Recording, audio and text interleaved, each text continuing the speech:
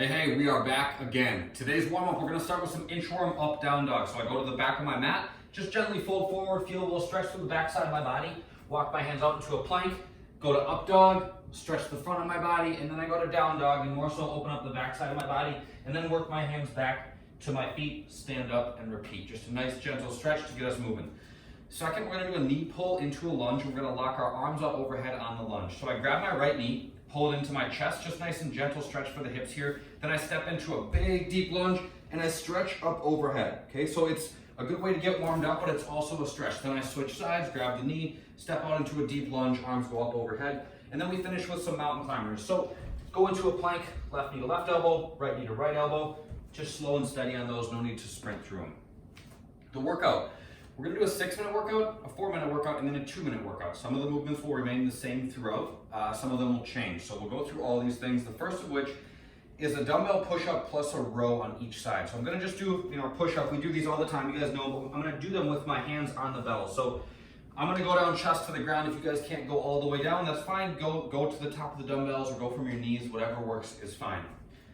Before we get into these, the rowing motion is this, okay? Whether we're in a plank or whether we're standing, whatever, this is the same motion. So we're pulling to this, okay? I'm at about like the bottom of my rib cage, mid-rib, something like that. That's the position we want to pull so that my forearm is going to be perpendicular to the ground when I'm in a plank, okay? So I do a push-up, okay? And then I do a row on the right, and then I do a row on the left. Push-up, row, row, okay? Trying to keep my hips from going back and forth too much. You want to stay in a nice tight plank as much as is possible. When we get done with that, we're doing some dumbbell push press. So I pick up both bells, bring them up to my shoulders. I'm going to squeeze my belly, dip, drive, and press to overhead. So I'm using my legs to get the dumbbells moving as much as is possible. After that, we're on to just some sit-ups. Pretty straightforward for these. Okay. The second workout. Okay. The second one is going to be 4 minutes. We're going to do the dumbbell push-up plus row on each side.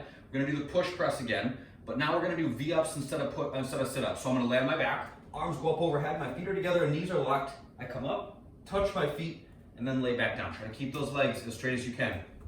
Last, for 2 minutes, we're going to do as many hang clusters as we can. So there's a lot going on in this. I'll demo it without weight, then I'll show you one with. Hang means we start just above the knees. So I pick the dumbbells up. These are just imaginary dumbbells, don't freak out, I know. We're gonna get set in the hang position, meaning I'm just gonna lean forward. So when I'm here, I just wanna feel some tension in the back side of my legs, all right? There's some tension in my hamstrings, I can feel my glutes engage. So I'm just looking to find that tension, okay? Then I'm gonna open my hips up quick, meaning I'm gonna open up like that. Then I'm gonna drop into a squat and catch the dumbbells on my shoulders before I stand and press. So it looks like this. Open my hips, catch in a squat, stand, and press to overhead, okay? So with weight, I pick these things up. My back's nice and flat, that's important on the setup. I lean forward till the weight's just above my knees. Then I open up my hips, catch on my shoulders, and then stand and press, okay? So don't bottom out in the bottom of your squat, meaning just don't lose tension, all right? You get as low as you need, but just make sure that your back stays nice and flat and braced throughout. That's the equipment version. Body weight's gonna follow the same idea. We're gonna do a push-up plus a hip tap instead of the row. So it's push-up, cross-body hip tap on the right, and then on the left, push-up, hip tap each side. Sit-ups, and then a handstand hold. So if you guys don't have a full inverted handstand hold, that's fine. Think about like just getting into a decline plank, all right? So elevating your feet, maybe you walk your feet up a wall, maybe put them on top of your couch, put them on top of the arm of your couch, dining room table. Maybe you don't put your feet on the table. I don't know, you guys do you. Figure out some way that you can get into a decline plank position if you can't get all the way into a handstand. Otherwise, V-ups, sit-ups, pretty straightforward. Half burpees for the 2 minutes here. We're gonna jump to a plank and then jump and clap overhead. Bam, half burpees. We got a little bit more work after the workout. We're gonna do some accessory stuff. We're gonna do a one-arm plank and a wall sit. Okay, so one-arm plank, pretty challenging. What we're going for is we're going to get into just a typical hand plank, and then we're going to try to remove one base of support. So we put one hand behind our back without letting our body rotate or change position. So I start in that just basic hand plank right here, and I'm trying to just stay tight and not let myself rotate or twist too much when I go to that one-sided plank. All right, we do 15 seconds on one side, then 15 seconds on the other. If you're anything like me, you'll be shaking like a leaf. If it's just too much, you guys just go to a 2-hand plank if you feel like you can't maintain stability with one hand there. Wall sit, I don't really have a great place to demo this in here, but you're gonna go back flat to the wall and you're gonna be in a 90-degree squat at your hips and at your knees. So it'll be, if you can picture my back angle being vertical, something like this. My shoulders back against the wall, 90 degrees of the knees, 90 degrees of the hips, just kind of pushing yourself back against the wall for an isometric hold. The last thing we're doing, we're gonna work on some mobility. We're working on the thoracic spine, so a great area to loosen up because it gets so dang tight.